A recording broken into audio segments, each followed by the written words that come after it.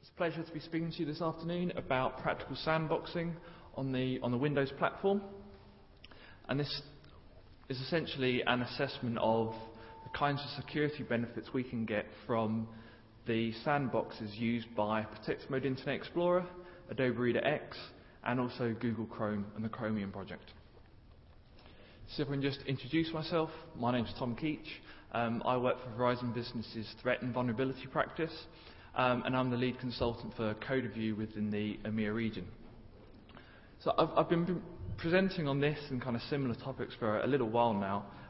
It started when I wanted to look at protected mode IE and try and answer the question, well, how much safer is this making me? What additional protection is this really giving me? And from what was publicly available from Microsoft, it was kind of unclear. So then I kind of expanded my remit to looking at practical sandboxing more generally and incorporating these different sandboxes. So this is going to be an attack-focused presentation.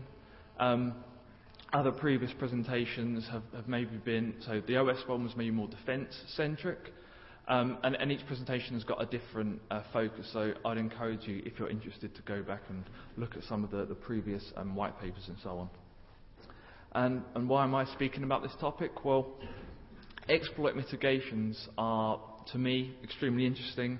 They're my favourite topic, and it's basically trying to answer the question, how do we make finding and exploiting vulnerabilities prohibitively expensive for attackers? We want to dissuade them from attacking products that we design. We want to dissuade them from attacking other consumers or particular customers and make them go after harder targets. So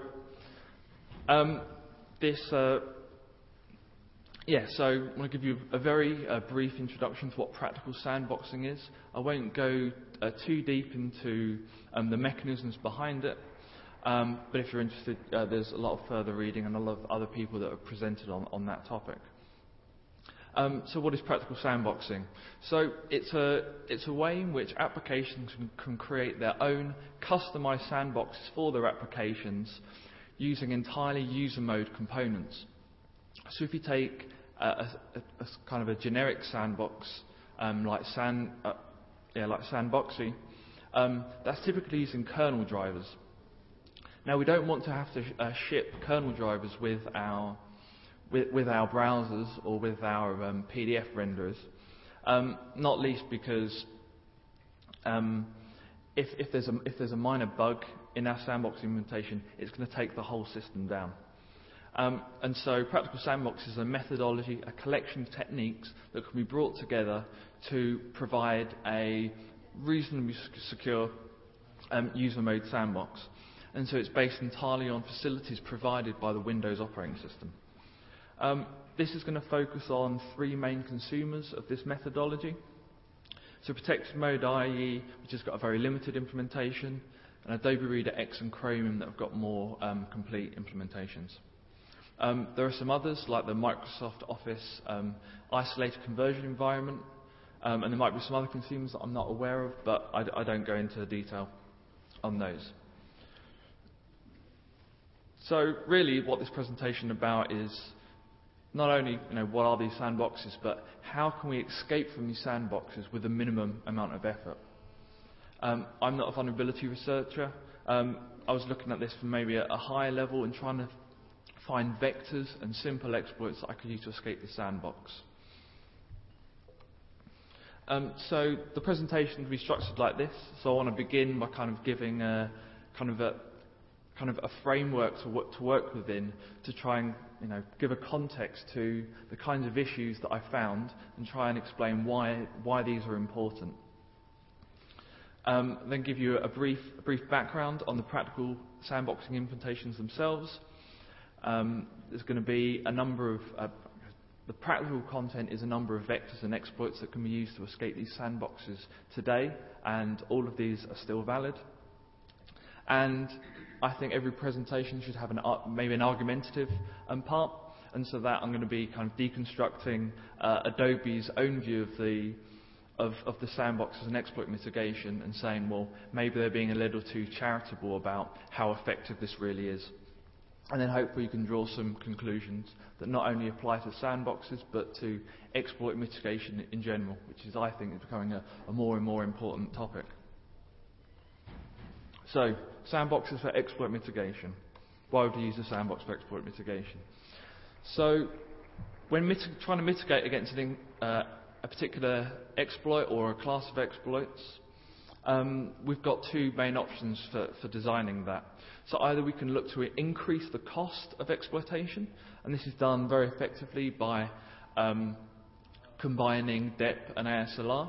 As we've seen with Peter's presentation earlier on Mona, this is essentially an arms race, because each time these new mitigations come up, ways come about of bypassing them, and as attackers mature, they can bypass these more and more easily. But they still serve us well, because they force attackers to focus on less generic exploitation techniques. And so typically exploits have to use a kind of application-specific exploitation technique, such as, for example, JIT spraying. So sandboxes work as an exploit mitigation by reducing the value of compromising a target to an attacker. So by placing a process inside a more restrictive environment without access to privileged resources, we make it a less enticing target. But none of these exploit mitigations are perfect. Normally the sandboxes themselves have implementation flaws or ways in which they can be bypassed. So we assume that any sandbox can be bypassed for some finite cost. That might be very high or very low, depending on how good the implementation is. And this presentation is a focus on the sandbox escape part of that. So once you've got our malicious code running inside a sandbox process, how can we escape that sandbox? It's far too much to squeeze into just an hour, so I'm more than happy to take questions either at the end, or you can contact me over Twitter or email. So I want to introduce a concept of return on exploitation. So whenever someone wants to attack a system, ultimately, if they're financially motivated, they're looking to gain something of some value to them, and that value would depend on the attacker. And there's also kind of an expected cost to developing and deploying an exploit. So when we want to escape a sandbox, typically we've got a two-step attack process with potentially two separate exploits and kind of two separate, payoffs. So there's a cost of the initial exploit. So that would be a typical remote exploit that will get you code execution, and then there's the cost of developing the exploit that escapes the sandbox. And so one of the things I've focused on here is trying to find the cheapest way to escape the sandbox. And also, so an attack is only really viable if the expected payoff, which is a two-step, is greater than the expected cost of developing that exploit. So in terms of exploit mitigations, there are two ways in which this can kind of fail. Firstly, we can bypass exploit mitigation, and that's going to have some variable costs associated with it. But if the exploit mitigation is trivial to bypass, we just have to modify our attack slightly, and it will work just as it did before, and so it won't be dissuading any of our attackers. Or it could be that what we're trying to protect has such a high value that these kinds of exploit mitigations aren't really effective, because although they're making it harder, they're not dissuading attackers from going after these systems necessarily. Or the second failing, which is more relevant to sandboxes, is that it doesn't reduce the value of a remote code execution bug for a particular application. So either the sandbox is protecting the wrong assets, or they're assets that actually just can't be protected by a sandbox. So depending on the type of application, it might be that a sandbox is completely pointless. So there's four cases. So case A is what I would call kind of a safe system. So this might be that it's extremely secure, or it just doesn't have a very high value to an attacker, and the expected cost of developing and deploying an attack is always higher than the expected payoff from successful exploitation. Likewise, B is an unsafe system. It's always going to be, there isn't really adequate exploit mitigation in place, and so the payoff is always positive for an attacker. Cases C and D are the two failure modes that I talked about on the previous slide. So case C is where it's an exploit mitigation that's trivial to bypass, and case D is where you've got an extremely strong sandbox, but you may be protecting the wrong thing. So even without bypassing the sandbox, you're still gaining access to all the resources that are actually your objective. Okay, so this was focusing on looking on cheap exploits, and I hope that's kind of framed the argument to show why this is important. So as a result, I found a number of kind of exploits and vectors. These kind of fell into 3 or 4 categories. So the first was previously unexposed interfaces.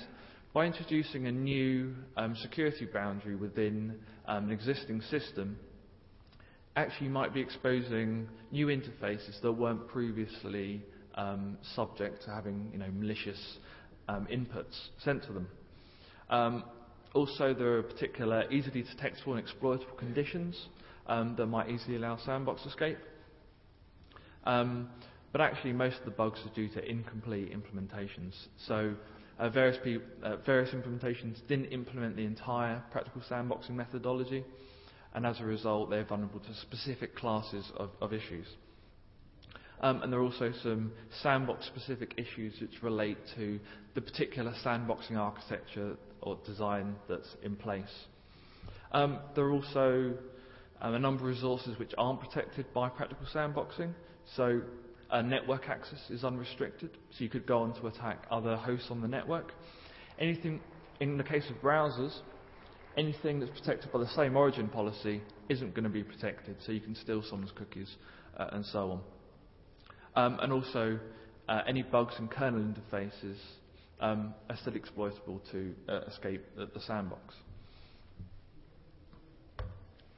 Okay, so it's an overview of how these sandboxes are implemented. So the practical sandboxing methodology brings together kind of, depending how you measure it, 3, 4, 6 different mechanisms. So the main one is the use of restricted access tokens. So every process, every thread has got kind of a set of permissions, a set of access rights associated with it, and maybe a set of group memberships. So the first way that we can limit what a process or a thread can do is to remove group membership SIDs from its token. So you might do this by removing the administrator SID and say you can only use this SID for denying access to resource, not for permitting access to resource. Sorry.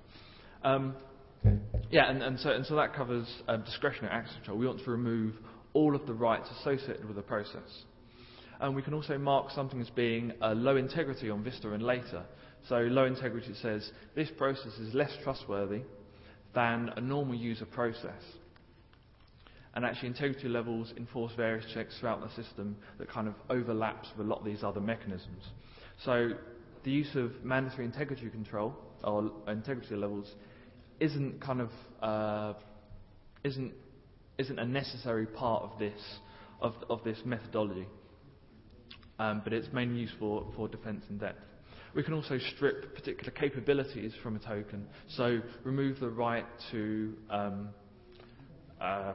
impersonate other users. So there's a completely separate set of separate access control mechanism associated with the GUI subsystem. So there's the concepts of Windows stations and desktops, and any application on the same desktop are essentially in the same security compartment. So we have to implement Windows station isolation and desktop isolation, and unfortunately I don't have time to go too much into detail about those.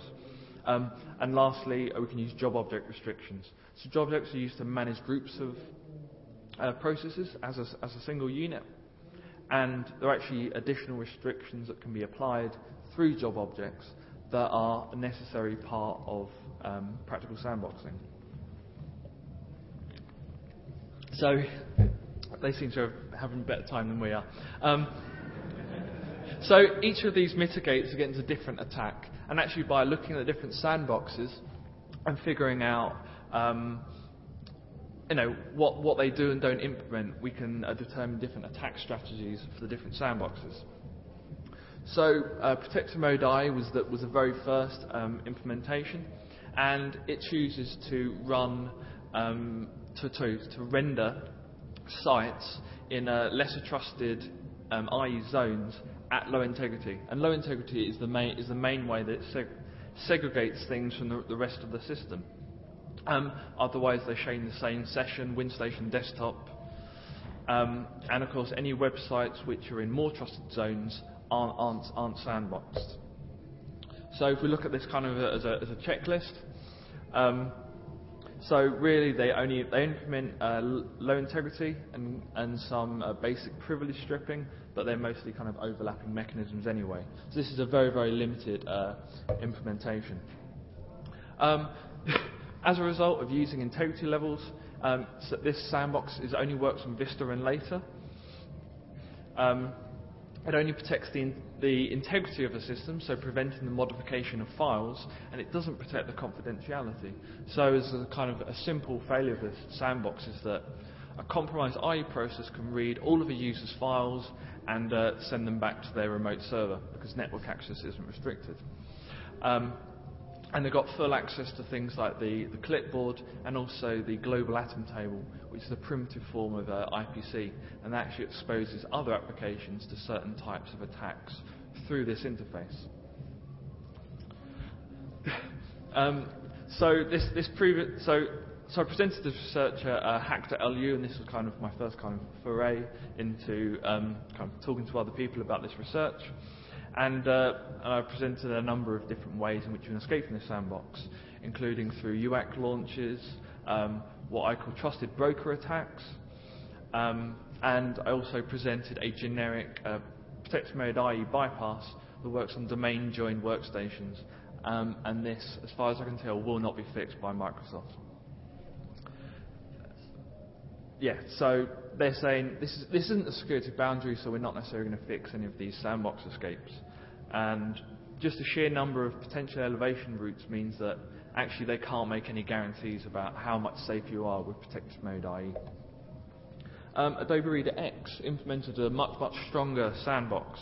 So they started using restricted tokens that didn't just use low integrity, and they started applying job object restrictions. But for various kind of reasons related to this legacy application, they couldn't implement Windows Station isolation or desktop isolation, and this brings about the possibility of various UI spoofing attacks. But there are also some other weaknesses.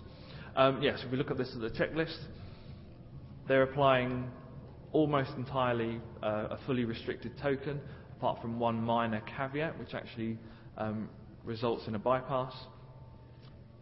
Yeah, and they're applying some, but not all, of these job object restrictions. So it's actually making use of Google Chrome's own sandbox, because it's using the same framework, because it's BSD licensed, and this framework provides it with does all the heavy lifting of locking down processes, and also doing inter-process communication between the sandbox process and other more trusted components. So it's only the PDF renderer that's actually being sandboxed, because that's the highest risk component. And through IPC, it speaks to the broker, and the broker can perform any more privileged operations on behalf of the renderer, but applying a policy that still doesn't allow code to escape from the sandbox. So we're trying to keep the renderer functional, but while still limiting the impact of any compromise. The main limitations are, firstly, that the broker doesn't restrict read access, so similar to the problem we saw with Protected Mode IE. So again, you can read all of the user's files, pipe them off to your remote server. Again, not protecting the clipboard, not protecting the global atom table. The most interesting limitation, and it won't be clear to you why, but the restricted token includes a entity authority restricted SID, and this permits a type of attack I call base named object namespace squatting. And because it's not implementing Windows Station on desktop isolation, there are certain attacks that are possible, but they're actually compensating with a number of kind of overlapping job object restrictions that do the same thing. If you're interested about kind of those limitations, then I recommend the Adobe Asset Team blog post on the topic. But obviously, take what they say, but a pinch of salt. So Chromium actually introduced a far more compartmentalized architecture. So each browser component is in its own individual sandbox. Now, if we look at the renderer sandbox, which contains WebKit, and as you know, that had a large number of remote code execution vulnerabilities in it, that's actually running in a very restricted sandbox. But then each different plugin can run in a different sandbox. So if we just look at the renderer, then actually we're seeing they're implementing the full practical sandboxing methodology. So they can't limit network access, and they can't prevent local kernel exploitation, but otherwise they're protecting themselves against everything that they can using this methodology. Yes, so they're using this framework which they've made available to other vendors, and that allows them to apply the full methodology. The renderer, and this is important, that is in the most restrictive possible sandbox. So any escapes from that would be either due to an implementation fault in the broker or various things that they can't protect against. Third-party plugins are often just not sandboxed at all, so like Shockwave Java, they all run fully unrestricted. So all of your Shockwave exploits still apply. And this was a source of confusion for maybe a famous French grey/black hat organisation called Verton. Adobe Flash has got a very, very limited sandbox. And also the GPU process just isn't sandboxed at all. And that's what kind of regulates how renderers communicate with like 3D graphics acceleration.